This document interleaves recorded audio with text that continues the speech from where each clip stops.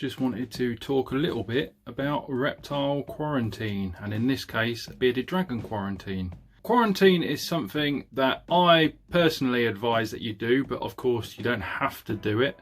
But I've been doing it for probably about 15 years or so. More so if you've got more than one reptile.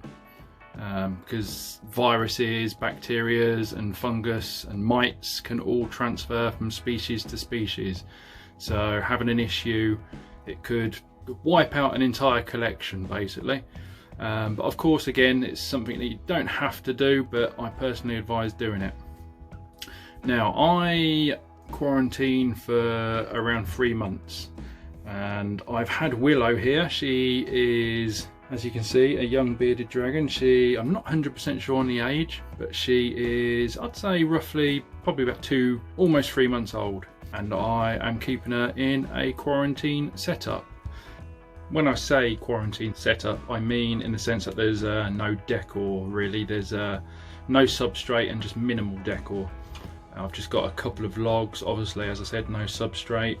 Nice piece of slate for the basking, a hide. I've got the water bowl, a salad bowl, and just a worm bowl to stop them crawling around, and some small roaches go in there or whatever I'm feeding. I let her hunt the crickets and the locusts and stuff. They just jump around and she runs after them. I've also got another hide up this end, but she tends to not use it. Of course, when I say bare minimum, I mean decor and no substrate. I have got optimal UV and basking, so she is getting optimal conditions in that sense. For the first of those 3 months, it's pretty much a settling in period. The dragon may not eat for a week or so. That's just a settling in period. Just leave them well alone, just keep offering the food, and eventually they'll be fine. With that settling in period and that first month, you want to be observing and making sure that they're moving around the cage okay, they're not stumbling around or flipping onto their back, because this could mean neurological issues. But obviously, eating pattern, they start a good feeding regime, and get the bearded dragon or whatever reptile you have registered with your nearest exotic vet pretty much straight away, just so if you have any issues they know what they're expecting basically.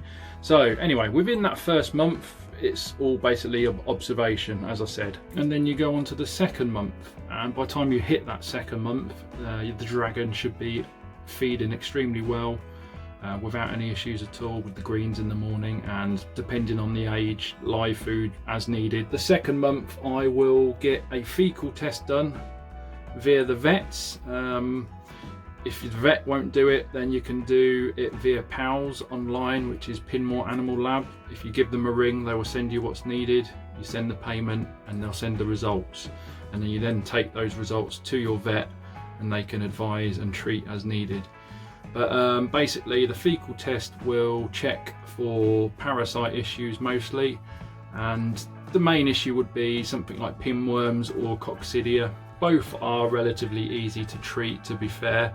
Coccidia is a little harder to get rid of and can cause a little more issues regarding the dragon going off their food a little bit more, etc. But both are relatively easy to treat. It will be a case of keeping everything extremely clean, as you should be anyway, which is the reason for the minimal setup, because it's far easier to clean.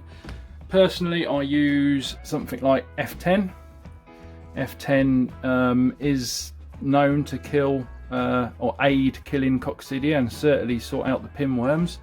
But for coccidia, I'd be also using a steam cleaner, a handheld steam cleaner. And like with any cleaning process, it's all about contact time. Now, if you're spraying your reptile safe disinfectant and you are wiping it away within 10 seconds, you are probably not killing hardly anything. So personally, I recommend spraying and letting it air dry, and then spraying again and then wiping away.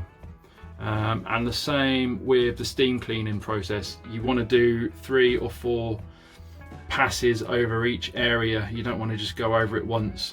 and then spray with the Reptile Safe disinfectant and then wipe away. Most of these treatments are just like an oral medication which you'll give like say 2 or 3 days in a row or once every couple of weeks depending on the treatment and the vet's recommendation. And like with all your hygiene, obviously food bowls, water bowls, hides should all be getting cleaned daily anyway with your Reptile Safe disinfectant.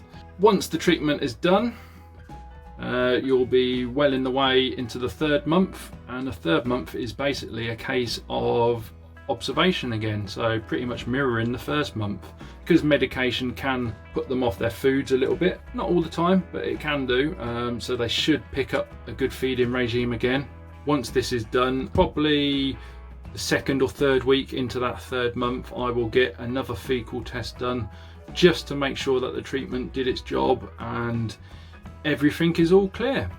Once it's all clear, you can then move the dragon into the room with your other reptiles, because I don't know if I mentioned it before, I keep the quarantine enclosures in a different room completely to my other animals. So I would move Willow into the living room with the other reptiles without a problem once the quarantine period has passed and she's deemed safe to do such. Again, this is something you don't have to do. You don't have to have them in a different room, but I certainly recommend doing so, because if there was an issue, say mites, they can pass from vivarium to vivarium and fairly easily, so it's easier to have stuff well away from other animals, to be fair. So yeah, once you've done your 3-month quarantine and done the relevant medication if needed, obviously if there's no medication needed, just still observe and then maybe do another fecal test towards the end of the 3 months. There's no need to shorten the process, just keep the 3 months, and after that